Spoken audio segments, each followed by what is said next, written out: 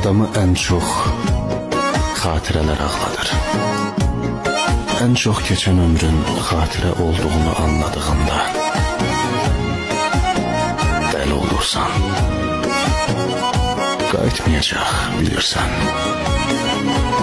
Və özünə çəkilib hər gün, hər saat gəlməyənlərin həsrətini çəkirsən.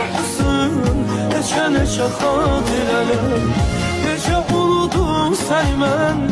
Ara baxsam görünüm, qapı xatirələr, köşə xatirələr, necə unudum səni mən. Daha hiçbir şey değiştirə bilmir yaşamı. Və nəyə əlini uzatsan, uzaq, uzaq, uzaq.